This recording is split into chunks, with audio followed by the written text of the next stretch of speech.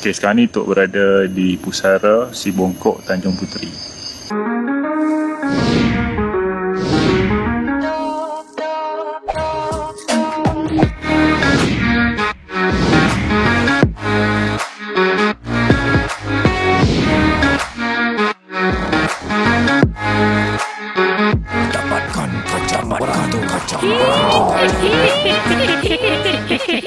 Okey, Assalamualaikum. Untuk kita pergi ke Pusara Si Bongkok, ini adalah starting point di mana daripada jalan besar kita gunakan jalan kuari ini untuk terus masuk sehingga ke jalan Si Bongkok. Dan daripada jalan Si Bongkok ni kita ikut jalan tar ni dan dia terus sampai di hujung jalan ni, di kebun ni. Jadi start daripada sinilah kita akan mula untuk berjalan kaki sehingga ke Pusara Si Bongkok.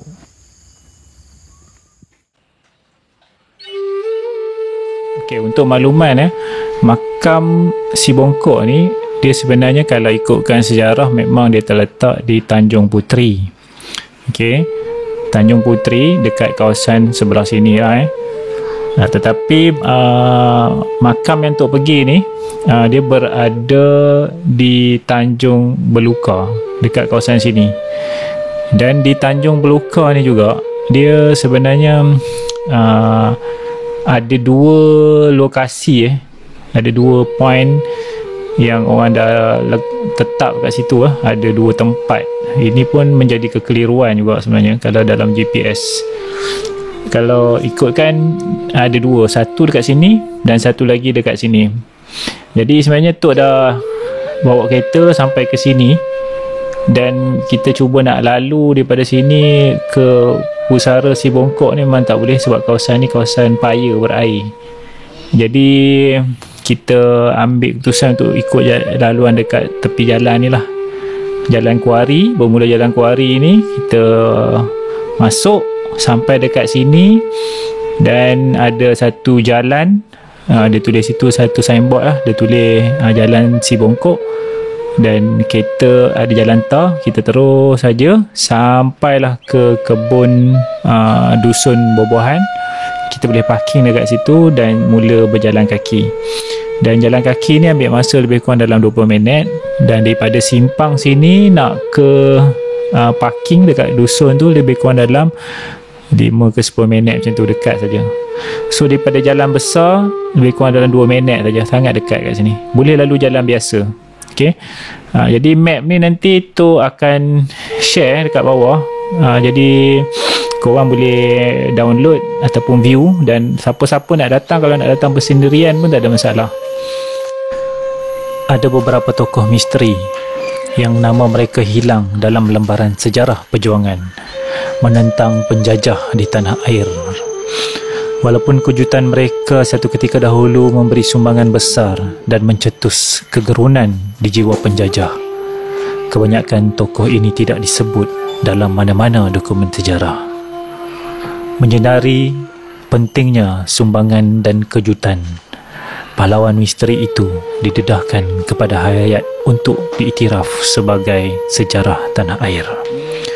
Ahli Persatuan Sejarah Malaysia Cawangan Jelbu Negeri Sembilan Abdul Latif Talib memulakan penyelidikan bagi membongkar rahsia kehilangan mereka.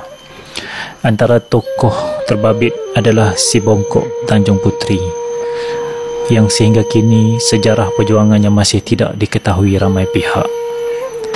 Katanya yang menulis novel sejarah berkenaan pahlawan itu tahun lalu.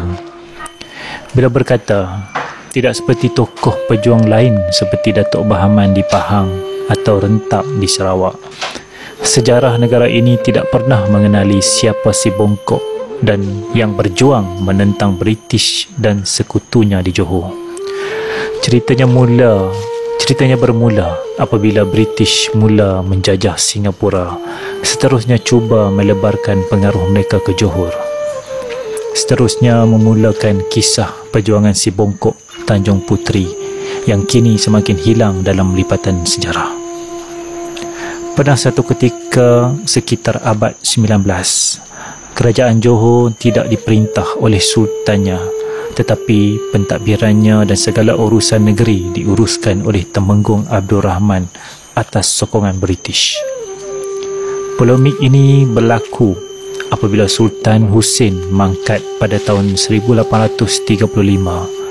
Putera baginda iaitu Tengku Ali cuba mendapatkan haknya sebagai Sultan Johor tetapi dihalang Temenggung Abdul Rahman. Akibat daripada perebutan kuasa itu, muncul kisah pejuang si Bongkok di Tanjung Puteri.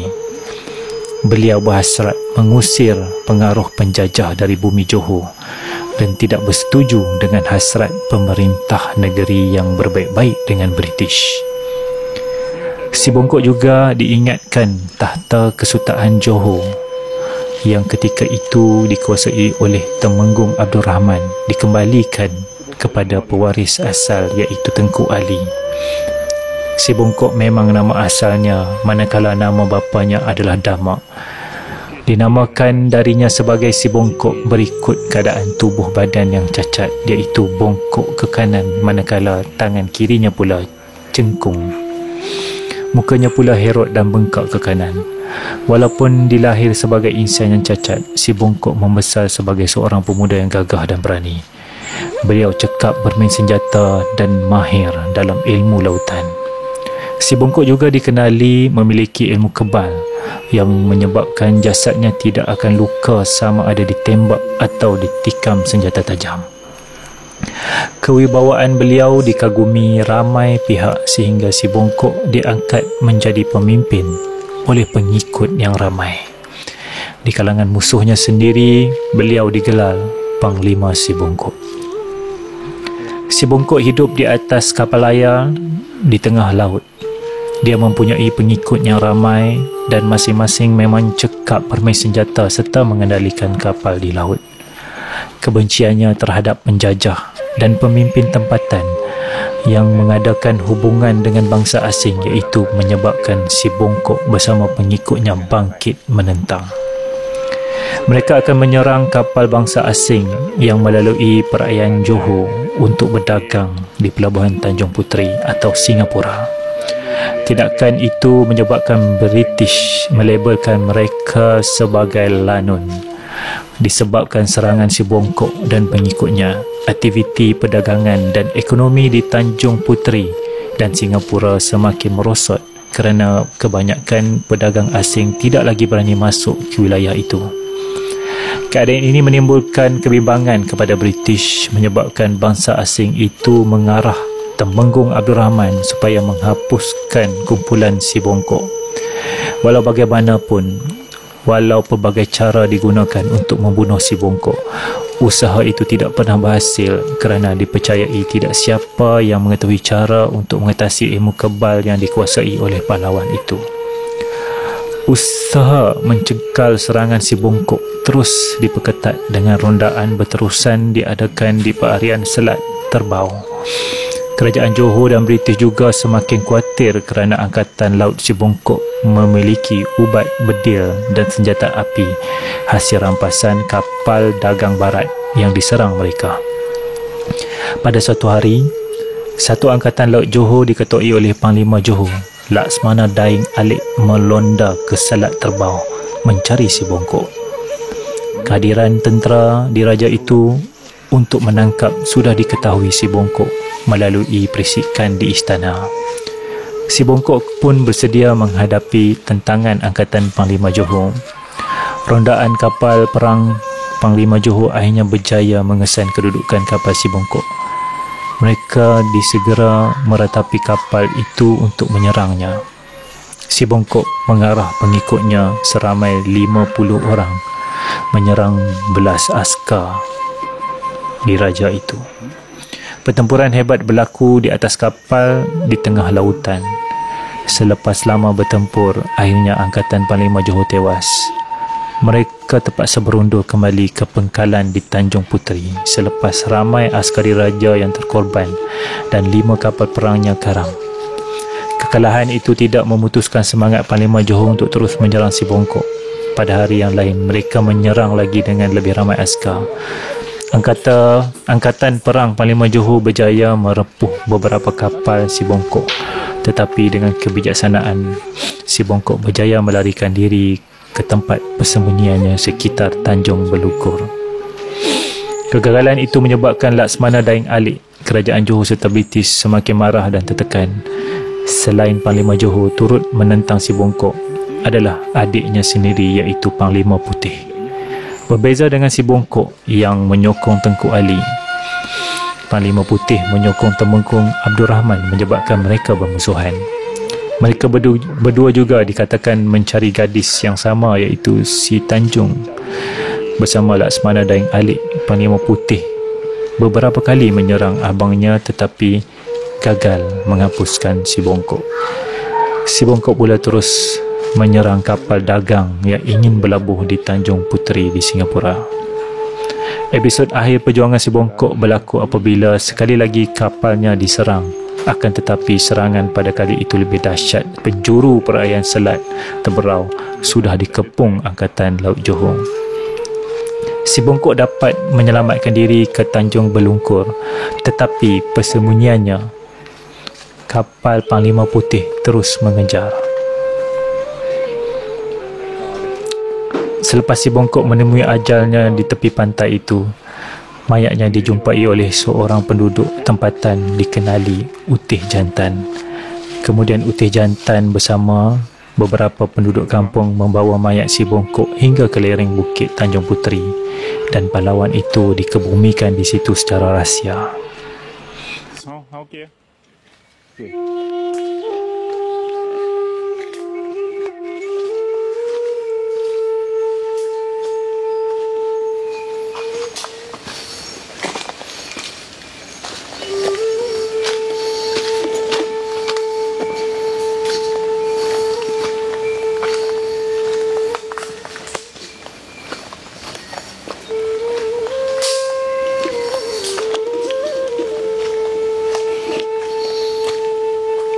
Sejarah di dalam internet yang Tok baca, salah satu cerita lah, sebenarnya ada terlalu banyak cerita berkaitan dengan si bongkok ni. Ada satu versi lagi yang mengatakan si bongkok ni adalah lanun, seorang yang penderhaka, seorang perogol dan macam-macam lagi lah. Sebab itulah Tok rasa Encik nak datang sendiri ke pusara si bongkok ni untuk merasai apakah cerita yang sebenar. InsyaAllah mungkin Tuhan akan bagi jawapan, insyaAllah, kita tak tahu. Tapi apa yang Tok boleh katakan setelah Tok sampai di pusara si bongkok ni,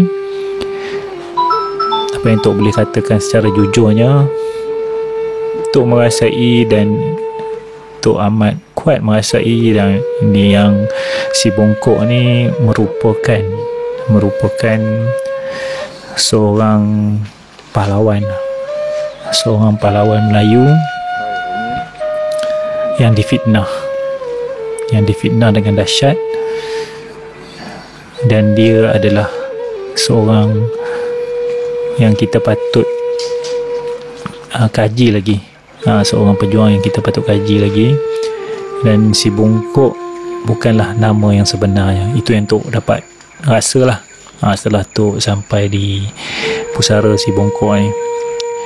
Dan beliau ni adalah orang yang pahlawan yang difitnah, samalah seperti pahlawan di Perak, iaitu Datuk Maharajalela yang difitnah, di mana mereka yang nak, orang kata apa, memperjuangkan hak-hak, dan akhirnya mereka difitnah sebagai pengkhianat. Begitu jugalah dengan cerita Hang Jebat di Melaka. Jadi itu saja yang Tok boleh share ataupun kongsikan, dan mungkin korang boleh sampai kat sini dan merasai sesuatu yang berbeza, dan mungkin dekat sini ada cerita-cerita lain yang mungkin Tok tak tahu, yang kita boleh kongsikan bersama. Tok percaya sejarah kita telah sepusing-pusing ya. Mudah saja kalau kata sejarah tu dipusing tahun saja, memang kita pun dah tak boleh nak jumpa dah siapakah individu yang sebenar. Hanya tahun saja, belum lagi tempat, belum lagi nama, ya. Jadi itu saja yang Tok boleh katakan apabila Tok sampai di sini. Jadi Tok mengalu-alukan komen di bawah, apa-apa juga cerita yang boleh dikongsikan, mungkin boleh menjadi satu rujukan dan kajian untuk Tok dan juga orang lain juga. Okey, sampai di situ saja. Assalamualaikum.